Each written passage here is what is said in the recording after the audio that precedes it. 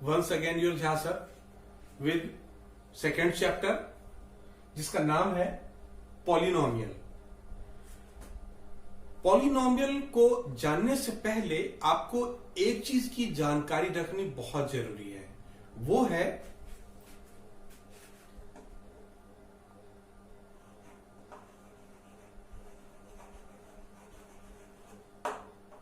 Variables और constant.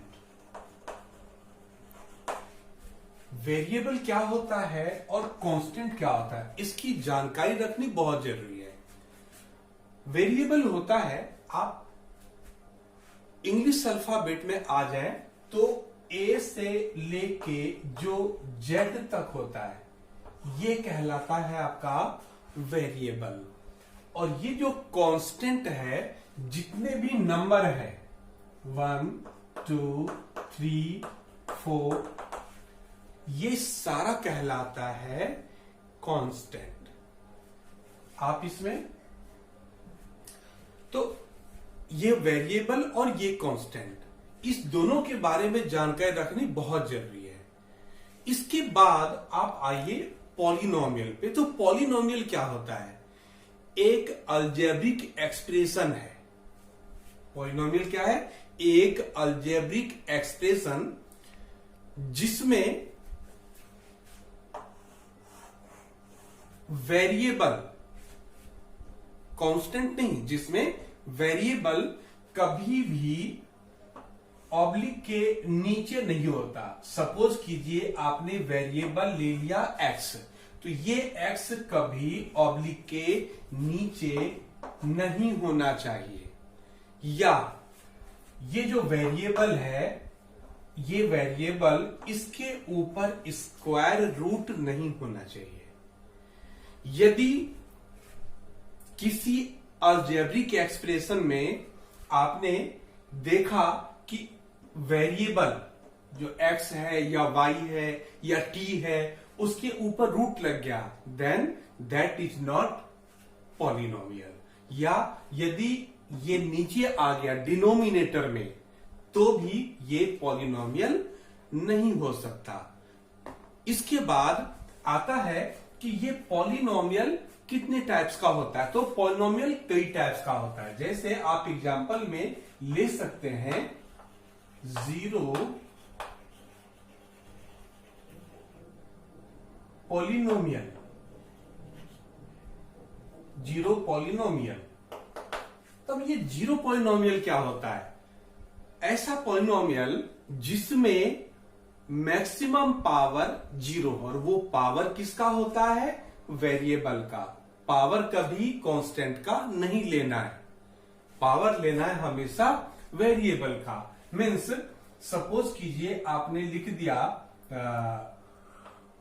Polynomial in x, polynomial for p, और वो पॉलिनोमियल किसमें है? x में है। तो px is equal to 2x, इसके पावर में आपने 0 ले लिया।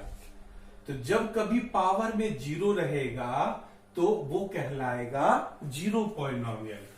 इसी तरीके से आप कह सकते हो लीनियर पॉलिनोमियल, लीनियर पॉलिनोमियल,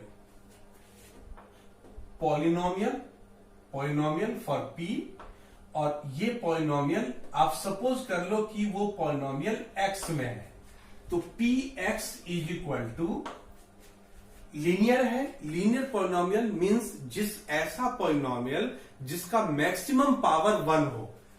जैसे आप कह सकते हैं 3x to the power 1 plus 7,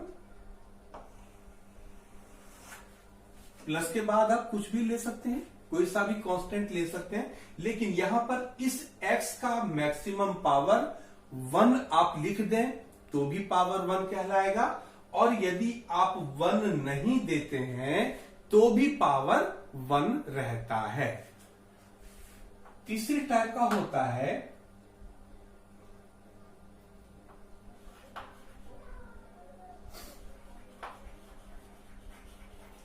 quadratic polynomial. Quadratic polynomial में क्या होता है? P फॉर पॉलिनोमियल, और आप इस बार x ना लेके आप y ले सकते हैं, x y m t किसी में ले सकते हैं। तो पॉलिनोमियल आप y में क्या लेंगे, क्वाड्रेटिक, मीन्स जिस पॉलिनोमियल की पावर 2 हो, मैक्सिमम 2 से ज्यादा ना हो। आप सपोज कीजिए इसी को लिखिए, 3x के जगह पे क्या आ जाएगा, y, क्योंकि ये पॉलिनोमियल x में था तो 3x आ गया, यहां पे पॉलिनोमियल y में है, इसलिए मान लिया हमने 3y, इसकी पावर क्या लेंगे, तो क्वाड्रेटिक है तो मैक्सिमम पावर 2 लेना है, प्लस अगला आप 7 दे सकते हैं, या नहीं तो आप लिख सकते हैं इसी को 3y, x नहीं लेना है। यदि पॉलिनोमियल हमारा y में है तो ये y ही रहेगा वेरिएबल। और आप ये भी लिख सकते हैं क्वाड्रेटिक पॉलिनोमियल में, यदि आप इसको बढ़ाना चाहते हैं तो आप इसको और आगे लिख सकते हैं, जैसे 3y की पावर 2 प्लस 3y प्लस 6, कुछ यहां पे कोई सा भी आप कांस्टेंट लिख सकते हैं। तो या तो इसमें लिखिए 2 टर्म में, या तो 3 टर्म में आप दे सकते हैं। तो ये भी आपका कहलाएगा क्वाड्रेटिक पॉलिनोमियल। क्यों? क्योंकि इसकी मैक्सिमम पावर 2 है। और भी इसी तरह से आता है, जैसे क्यूबिक पॉलिनोमियल। अब क्यूबिक पॉलिनोमियल क्या होता है, सपोज कीजिए आपने ले लिया p t में ले लिया, जैसे यहां पे पॉलिनोमियल x में था तो यहां x आया था, पॉलिनोमियल y में है तो आपने यहां पर y ले लिया, मैंने पॉलिनोमियल इस बार t में ले लिया pt। तो आगे हम वेरिएबल क्या लेंगे, t लेंगे, कोई सा भी यहां पे आप कांस्टेंट ले सकते हैं, जैसे 2। अब यहां पे t है तो t की पावर में क्या आएगा, क्यूबिक 3, मैक्सिमम पावर 3, प्लस या माइनस भी दे सकते हैं आप। इसके बाद आप ले सकते हैं डायरेक्ट 6 या 7, कुछ भी दे ले, ये भी आपका कहलाएगा क्यूबिक पॉलिनोमियल। इसके जगह पे आप ले सकते हैं p t is equal to, जैसे ये हो गया 2t की पावर 3 प्लस 6t की पावर 2 कर दें, प्लस 4, ये भी दे सकते हैं, कुछ भी लिख सकते हैं, लेकिन रहेगा t ही, और t की पावर 3 से ज्यादा ना हो।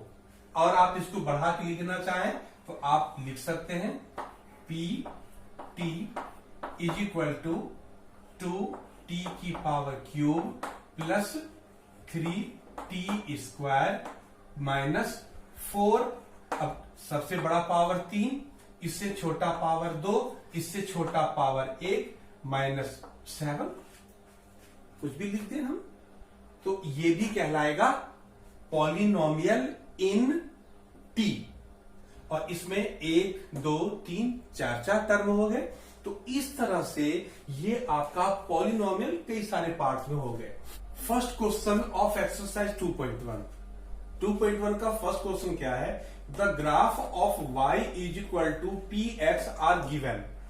ये जो आपका ग्राफ दे रखा है y is equal to P X का है, for some polynomial P X कोई पॉलिनोमियल है, find the number of zeros of P X in each case. In each case मतलब आपको 1 2 3 4 5 और 6, इस 6 के 6 पार्ट में आपको बताना है नंबर ऑफ जीरोज कितने हैं।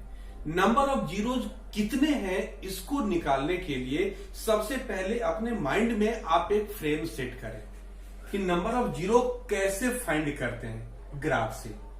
याद रखिएगा, ग्राफ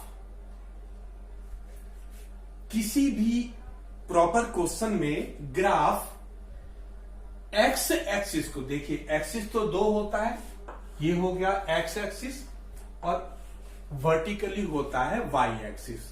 तो ग्राफ इस एक्स एक्सिस को जितनी बार टच करेगा उतने नंबर ऑफ जीरोज होंगे। फिर से, ग्राफ एक्स एक्सिस को जितनी बार टच करेगा उतने जीरोज होंगे। चलिए फर्स्ट क्वेश्चन में देखिए, फर्स्ट पार्ट में ये रहा आपका ग्राफ। ये ग्राफ इस एक्स एक्सिस को कहीं टच किया नहीं ना, so here number of zero is zero, एक भी जीरो नहीं है। सेकंड पार्ट में आइए, ये ग्राफ है और ये ग्राफ इस एक्स एक्सिस को केवल एक जगह पे टच किया है, इस जगह पे, इसलिए सेकंड पार्ट में नंबर ऑफ जीरोस कितने होंगे, 1। इसी तरह से थर्ड पार्ट में आ जाइए, तो ये है आपका ग्राफ। ये ग्राफ इस एक्स एक्सिस को एक तो यहां टच करता है, दूसरी बार यहां टच करता है, तीसरी बार यहां टच करता है। तो आप देखिए कितनी बार टच किया, 1 2 3 बार, इसलिए नंबर ऑफ जीरोस कितने होंगे, 3। फोर्थ पार्ट में आइए, ये ग्राफ है और ये इस एक्स एक्सिस को टच किया, एक यहां पे और दूसरी बार यहां पे, तो number of zeros fourth part में कितने होंगे, 2। इसी तरह से फिफ्थ पार्ट में आइए, ये रहा आपका ग्राफ, इस एक्स एक्सिस को टच किया 1 2 3 4 पॉइंट पे, इसीलिए इस फिफ्थ पार्ट का नंबर ऑफ जीरोस कितने होंगे, 4। सिक्स्थ पार्ट में आइए, ये रहा आपका ग्राफ, इस एक्स एक्सिस को कितनी बार टच किया, 1 2 3 बार, so the number of zeros is 3। बहुत सिंपल है।